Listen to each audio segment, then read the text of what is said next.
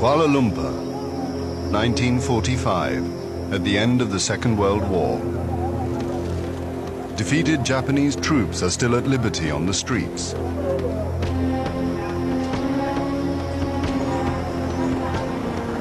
September the 13th, General Yosuri Ishiguro formally surrenders all Japanese forces in Malaya to British General Bouverie Roberts.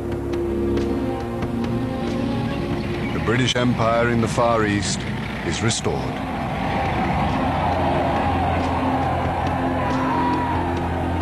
Empire troops march in celebration.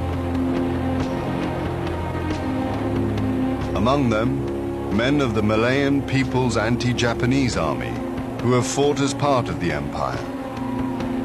But within 3 years, many of these soldiers will be involved in a bitter struggle against British forces in an attempted communist takeover of Malaya. The British Empire will become embroiled in the Cold War.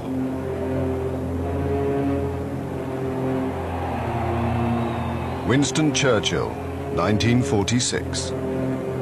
In a great number of countries, far from the Russian frontiers, the Communist parties constitute a growing challenge to Christian civilization. In October 1951, Sir Henry Gurney, the British High Commissioner in Malaya, is killed in an ambush. British forces engage a guerrilla army over 8,000 strong. They don't deserve any mercy. They have committed such terrible atrocities. They are just like wild beasts. A radio interview with Joan Lucy, the wife of a plantation owner at the height of the Malayan emergency.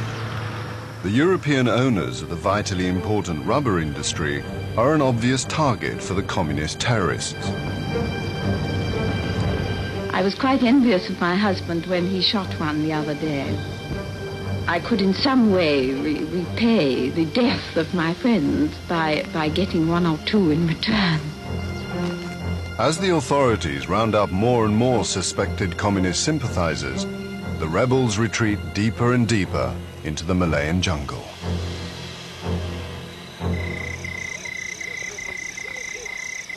Bruce Leeming, a 19-year-old lieutenant with the Highland Light Infantry, on his first jungle mission, April 1953. Patrolling and sleeping in the jungle. Torrential rain, swamps, leeches, mosquitoes, prickly heat all over our skins. We haven't stopped sweating since we left Aden. I dream constantly of frost and snow. Oh, to walk free in the kilt again, instead of this clinging, sodden, jungle green kit.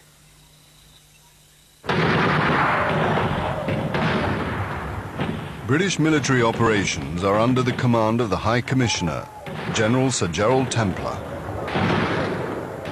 I'm doing my level best to get a move on with the helicopters. We can now get our men, including the SAS, into primary jungle without any landing zone at all. I am determined to cut off the dragon's head, which lives deep in the jungle, not just stick pins into his behind. The British pioneer the use of helicopters in jungle warfare.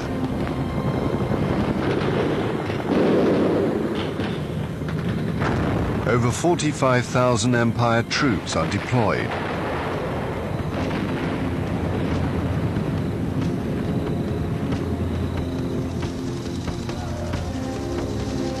Templar's strategy is to isolate the rebels from the local population.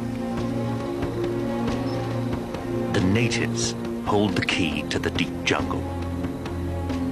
Without native food, the terrorists can't survive.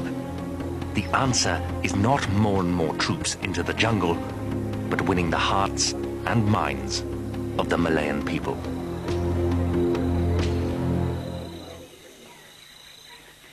Determined not to let Malaya fall into communist hands, the British conduct a costly anti-insurgency campaign, which lasts 9 years.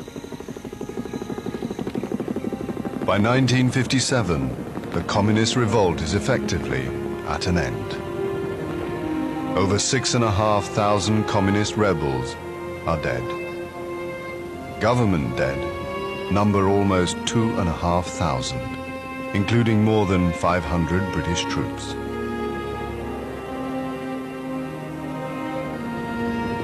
In the same year, Britain grants Malaya its independence. The leader of Malaya's Democratic Alliance and its first Prime Minister, Tunku Abdul Rahman. Whether we look to the east or to the west, we will always be friends with Great Britain. In just 12 years, following victory in the Second World War, Britain's empire in the Far East has all but gone.